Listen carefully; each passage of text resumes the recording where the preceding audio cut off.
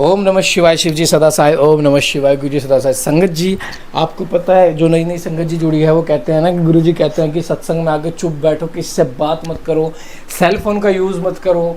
संगत जी और गुरु जी एक बात कहते हैं कि कभी भी चुगली चर्चों में ध्यान मत दो। कोई अगर किसी की चुगली सुनता है, कोई अगर किसी की चीज़ें सुनता है तो संगत जी उसको बहुत परेशानी होगी, क्योंकि उसके बुरे कर्म वो अपने सर ले रहा है और अपने अच्छे कर्म खराब कर रहा है। और उसको जिसकी हम चुगली करते हैं ना संगत जी, गुरु जी क्यों कहते हैं इसका कारण, जिसकी हम चुगली करते हैं ना संगत जी, हम उसको अपने अच्छे कर्म दे रहे हैं, उसके बुरे कर्म अपने सर ले रहे हैं। ये एक कहानी मैंने आपको बताई थी, मैं फिर से बताता हूँ। कई एक राजा था जो डेली लंगर प्रसाद करवाता था। तो एक बार ऊपर से चील एक सांप को लेके जा रही थी और सांप को पंजों में ले रखा था। जैसे ही वो ऊपर से गुजरी, जहाँ टेंट लगा हुआ जहाँ पे सब्जी बन रही थी, तो सांप सब्जी में आगे गिर गया और सारा जहर सब्जी में मिल गया और वो वहाँ पे ब्राह्मणों ने खा लिया और सभी ब्राह्मणों की मृत्यु हो गई। तो फिर सभी देवता गण सब हैरान हो गए कि किस पे हम अपराध लगाए इन ब्राह्मण की मृत्यु का। तो 3 ब्राह्मण साइड में खड़े होकर चुगली कर रहे थे राजा की कि ये देखो, राजा भोजन पे बुलाता और ब्राह्मण को मार देता, राजा भोजन पे बुलाता ब्राह्मण को मार देता है। तो फिर वहाँ पे देवता उपस्थित थे, तो उन्होंने कहा कि क्यों ये तीनों ही उसके कारण हैं, क्योंकि राजा का कोई दोष नहीं है, चील ऊपर से लेके जाती, सांप का कोई दोष नहीं है, वो अपने नीचे से प्रभावित, चील अपने लिए जा रही थी, तो किसी का दोष नहीं। जो जिसने चुगली करी सारा दोष उनके सर आ गया। इसलिए गुरुजी कहते हैं कभी भी किसी की चुगली मत करो। किसी की चुगली करना मतलब उसके पाप को अपने सर पे लेना। तो संगत जी पाठ को एंड तक जरूर सुने। और 7 जुलाई लंगर सेवा होगी संगत जी। जय गुरु जी, शुक्राना गुरु जी। ओम नमः शिवाय। शिव जी सदा सहाय। ओम नमः शिवाय। गुरु जी सदा सहाय। जय गुरु जी। जय गुरु जी। देवताओं का रुद्र के पास जाकर अपना दुख निवेदन करना, रुद्र द्वारा उन्हें आश्वासन और चित्तरथ को शंखचूड़ के पास भेजना। चित्तरथ के लौटने पर रुद्र का गणों, पुत्रों और भद्रकाली सहित युद्ध के लिए प्रस्थान। उधर शंखचूड़ का सेना सहित पुष्पभद्रा के तट पर पड़ाव डालना तथा दानवराज के दूत और शिव की बातचीत। संत कुमार जी कहते हैं कि मुने तदंतर जो अत्यंत दीनता को प्राप्त हो गए थे, उन ब्रह्मा और विष्णु का वचन सुनकर शिवजी मुस्कुराए और मेघ गर्जना के समान गंभीर वाणी में बोली। शिवजी ने कहा कि हे हरे, हे ब्रह्मन, तुम लोग शंखचूड़ द्वारा उत्पन्न हुए भय को सर्वथा त्याग दो, निसंदेह तुम्हारा कल्याण होगा। मैं शंखचूड़ का सारा वृत्तांत यथार्थ रूप से जानता हूँ। यह पूर्व जन्म में एक गोप था जो ऐश्वर्यशाली भगवान श्री कृष्ण का भगत था। इसका नाम सुदामा था। वही सुदामा सराधक जी के हिसाब से शंखचूड़ नामक दानवराज होकर उत्पन्न हुआ है। यह परम धर्मज्ञ और देवताओं से द्रोह करने वाला है। यह दुर्बुद्धिवश अपने उत्कृष्ट बल के भरोसे संपूर्ण देवगणों को क्लेश दे रहा है। अब तुम लोग प्रेम पूर्वक मेरी बात सुनो और देवों को आनंदित करने के लिए शीघ्र ही कैलाशवासी रुद्र के समीप जाओ। वह रुद्र रूप मेरा ही उत्तम पूर्ण रूप है। मैं ही देव कार्य की सिद्धि के हेतु पृथक स्वरूप धारण करके वहाँ प्रकट हुआ हूँ। मेरा वह रूप ऐश्वर्यशालीता परिपूर्णतम है। हरे, इसलिए मैं भक्तों के वशीभूत हो कैलाश पर्वत पर सदा निवास करता हूँ।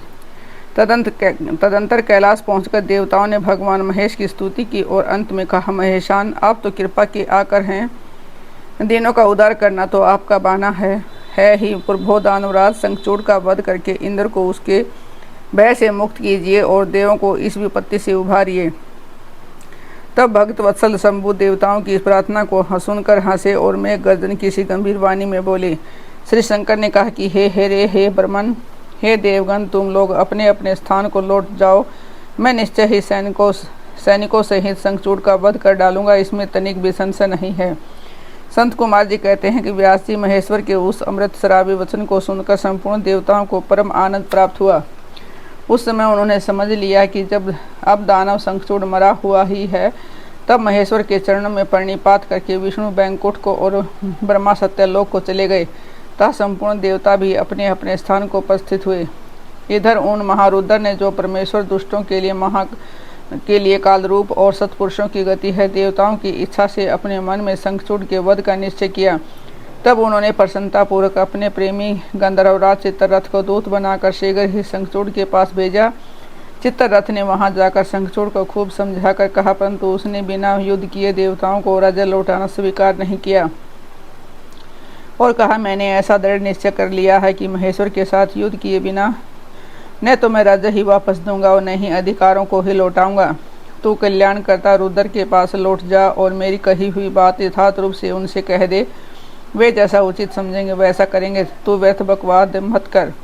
संत कुमार जी कहते हैं कि मुनि श्रेष्ठ योग कहे जाने पर शिवदूत पुष्पदंत अपने स्वामी महेश्वर के पास लौट गया और उसने सारी बातें ठीक ठीक कह दी। तब उस दूत के वचन को सुनकर देवताओं के स्वामी भगवान शंकर को क्रोध आ गया। उन्होंने अपने वीरभद्र आदि गणों से कहा। रुद्र बोले, हे वीरभद्र, हे नंदन नक्षत्रपाल, आठों भैरव, मैं आज शीघ्र ही शंखचूड़ का वध करने के निमित्त चलता हूँ। अतः मेरी आज्ञा से मेरे सभी बलशाली गण आयुधों से लैन से होकर तैयार हो जाएं और अभी अभी कुमारों स्वामी कार्तिक और गणेश के साथ यरण यात्रा करें। भद्रकाली भी अपनी सेना के साथ युद्ध के लिए प्रस्थान करें। संत कुमार जी कहते हैं कि मुने ऐसी आज्ञा देकर शिव जी अपनी सेना के साथ चल पड़े। फिर तो सभी वीरगण हर्षमगन होकर उनके पीछे पीछे चलने लगे। उसी समय संपूर्ण सेनाओं के अध्यक्ष सकंद और गणेश भी हर्ष से भरे हुए कवच धारण करके शस्त्र शिव जी के निकट आ पहुँचे। फिर वीरभद्र, नंदी, महाकाल, सुभद्रक, विशालाक्ष, बाण, पिंगलाक्ष, विकंपन, विरूप, विकृति, मणिभद्र, भास्कल, कपिल, देगदर, दष्टर, विकार, ताम्रलोचन, कालंकर, वीरभद्र, कालजीव, कुटीचर, बलोनुमत, हरण, सलाग्य, दुर्जय, दुर्गम आदि गणा नायक जो प्रधान सेनापति से शिव जी के साथ चले। उनके गणों की संख्या करोड़ों करोड़ों थी। आठों भैरव, एकादश भयंकर रुद्र, आठों वसु, इंद्र, 12 आदित्य, अग्नि, चंद्रमा, विश्वकर्मा, दोनों अश्विनी, कुमार, कुबेर, यम, नीनरति, नल, कुबर, वायु, वरुण, बुध, मंगल तथा अनान्य ग्रह, पराक्रमी, कामदेव, उग्र दृष्टि, उग्र दंड, कोरठ तथा कोठव आदि ने भी शीघ्र ही महेश्वर का अनुगमन किया। स्वयं महेश्वरी देवी भद्रकाली भी 100 भुजा धारण करके शिव जी के साथ चली। वे उत्तम रत्नों से बने हुए विमान पर आरूढ़ थी। उनके शरीर पर लाल चंदन का अनुलेप लगा था और लाल वस्त्र शोभा पा रहा था। वे हर्षमगन होकर हंसती नाचती और उत्तम स्वर से गान करती हुई अपने भक्तों को अभय तथा शत्रुओं को भय प्रदान कर रही थी। उनकी 1 योजन लंबी भीषणाकार जीवा लपलपा रही थी। वे अपने हाथों में शंख, चक्र, गदा, पदम, ढाल, तलवार, धनुष, बाण, 1 योजन विस्तार वाला गहरा गोलाकार खप्पर, गगन चुंबी त्रिशूल, 1 योजन लंबी शक्ति, मुगदर, मूसल, वज्र, खड़ग, तीखा फलक, वैष्णवास्त्र, वारुणवास्त्र, वायव्यवास्त्र, नागपाश, नारायणास्त्र, गंधर्वास्त्र, ब्रह्मशास्त्र और गरुड़ास्त्र, पर्जन्यास्त्र, पाशुपतास्त्र, दृढ़ास्त्र, पर्वतास्त्र, महान पराक्रमी सूर्यास्त्र, काल महानल, महेश्वरास्त्र, यम दंडास्त्र, सम्मोहनास्त्र तथा समर्थ दिव्य अस्त्र और अन्य सैकड़ों दिव्य अस्त्र धारण किए हुए थी। करोड़ों योगनियों तथा डाकनियां उनके साथ ही। फिर भूत, प्रेत, पिशाच, कुष्मांड, ब्रह्म राक्षस, बेताल राक्षस, यक्ष और किन्नर आदि से घिरे हुए सकंद ने पिता के पास आकर उन चंद्रशेखर को प्रणाम किया और उनके आगे से पार्श्व भाग में स्थित होकर सहायक का स्थान ग्रहण किया। तदंतर रुद्र रूपधारी शंभु अपने सारी सेना को एकत्रित कर शंखचूड़ के साथ लोहा लेने के लिए निर्भयतापूर्वक आगे बढ़े और देवताओं का उद्धार करने के लिए चंद्रभागा नदी के तट पर मनोहर वटवृक्ष के नीचे खड़े हो गए। व्यास जी उधर जब शिवदूत चला गया तब प्रतापी शंखचूड़ ने महल के भीतर जाकर तुलसी से वह सारी वार्ता कह सुनाई। शंखचूड़ ने कहा कि देवी शंभु के दूत के मुख से मैं युद्ध के लिए उद्यत हुआ हूँ और उनसे जूझने के लिए मैं निश्चय ही जाऊँगा। तुम उसके लिए मुझे आज्ञा दो। यह कहकर उस ज्ञानी ने अपनी प्रिया को नाना प्रकार से समझाया। फिर ब्रह्ममुहूर्त में उठकर प्रातः कीर्तन समाप्त किया और पहले नित्य कर्म पूरा करके बहुत सा दान दिया। तत्पश्चात अपने पुत्र को संपूर्ण दानों के राज्य पर अभिषिक्त करके उसे अपनी भार्या, राज्य और सारी संपत्ति समर्पित कर दी। पुनः जब उसकी प्रिय तुलसी रोती हुई उसकी रण यात्रा का निषेध करने लगी तब राजा शंखचूड़ नाना प्रकार की कथाएं कहकर उसे ढाढ़स बंधाया। तदंतर उसे समादूत दानवराज ने कवच धारण करके युद्ध करने के लिए उद्यत हो अपने वीर सेनापति को बुलाकर उसे आदेश देते हुए कहा। शंखचूड़ बोला, सेनापति, मेरे सभी वीर जो संपूर्ण कार्यों में कुशल हैं और समर में शोभा पाने वाले हैं, आज कवच धारण करके युद्ध के लिए प्रस्थान करें। सूरवीर दानव और दैत्यों की 86 टुकड़ियां तथा बलशाली कंकड़ों की निर्भीक सेनाएं अस्त्र शस्त्र से सुसज्जित होकर नगर से बाहर निकले। करोड़ों प्रकार से पराक्रम प्रकट होने वाले जो असुरों के 50 कुल हैं वे भी देवी के पक्षपाती शंभु से युद्ध करने के लिए प्रस्थित हो। मेरी आज्ञा से ध्रुवों के 100 कुल भी कवच से विभूषित हो शंभु के साथ लोहा लेने के लिए शीघ्र ही निकले। काल के मौर्यों, दोहार्दों तथा कालकों को भी मेरी यह आज्ञा सुना दो कि वे रुद्र के साथ संग्राम करने के लिए रण श्यामगिरी से सुसज्जित हो चले। संत कुमार जी कहते हैं कि मुने सेनापतियों को यो आदेश देकर असुरों का राजा महाबली दानवेंद्र शंखचूड़ सहस्रों प्रकार की बहुत सी बड़ी सेनाओं से घिरा हुआ नगर से बाहर निकला। उसका सेनापति भी युद्ध शास्त्र में निपुण महारथी, महान सूरवीर और रणभूमि में रथियों में अग्रगण्य था। इस प्रकार युद्ध स्थल में वीरों को भयभीत कर देने वाले वह दानवराज 3 लाख अक्षौहिणी सेनाओं पर शासन करता हुआ शिविर से बाहर निकला और उत्तम रत्नों द्वारा निर्मित विमान पर आरूढ़ हो गुरुजनों को आगे करके युद्ध के लिए चल पड़ा। आगे बढ़ने पर वह पुण्य भद्र नदी के तट पर से सिद्ध आश्रम में जा पहुंचा। वहां एक मनोहर वट वृक्ष विराजमान था। वह सिद्धि अक्षत्र सिद्धों को उत्तम सिद्धि प्रदान करने वाला था। पुण्य अक्षत्र भारत में वह कपिल का तपस्थान कहलाता था। वह भूभाग पश्चिम समुद्र से पूर्व, मल्य पर्वत से पश्चिम, श्रीशैल से उत्तर और गंधमादन से दक्षिण था। उसकी चौड़ाई 500 योजन और लंबाई 500 योजन थी। भारत के उस भाग में उत्तर पुण्य प्रदान करने वाली तथा संशुद्ध स्फटिक के समान स्वच्छ जल से परिपूर्ण पुष्प भद्रा और सरस्वती नाम की 2 रमणीय नदियां बहती हैं। सदा सौभाग्य से संयुक्त रहने वाले लवण सागर की प्रिया भार्या पुष्प भद्रा सरस्वती के साथ हिमालय से निकली हैं और गोपंत पर्वत को बाएं करके पश्चिम समुद्र में जा मिली है। वहां पहुंचकर शंखचूड़ ने शिवजी की सेना को देखा।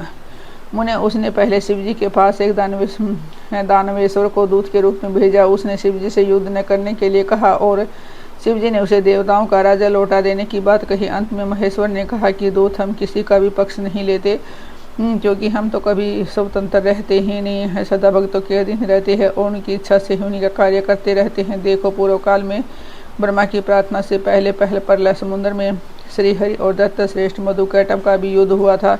पुनः भक्तों के हितकारी उन्हीं श्री विष्णु ने देवताओं की प्रार्थना करने पर प्रहलाद के कारण हिरण्य के कशिपु का वध किया था। तुमने यह भी सुना होगा कि पहले जो मैंने त्रिपुरों के साथ युद्ध करके उन्हें भस्म कर डाला था, वह भी देवों की प्रार्थना पर ही हुआ था। पूर्व काल में सर्वेश्वरी जगजननी का जो शुभ आदि के साथ युद्ध हुआ था और जिसमें उन्होंने उन दैत्यों का वध कर डाला था, वह भी देवताओं की प्रार्थना करने पर ही घटित हुआ था। वे ही सभी देवगण आज भी ब्रह्मा के शरणापन्न हुए थे। तब वे उन देवताओं और श्रीहरि के साथ मेरी शरण में आए थे। दूत, इस प्रकार ब्रह्मा विष्णु और देवगणों की प्रार्थना के वशीभूत हो देवों का अधीश्वर होने के कारण मैं भी युद्ध के लिए आया हूँ। तुम भी तो महात्मा श्री कृष्ण के श्रेष्ठ पार्षद हो। अब तक जो दैत्य मारे गए हैं उनमें से कोई भी तुम्हारी समानता नहीं कर सकता। इसलिए राजन, देव कार्य की सिद्धि के लिए तुम्हारे साथ युद्ध करने में मुझे कौन सी बड़ी लज्जा होगी?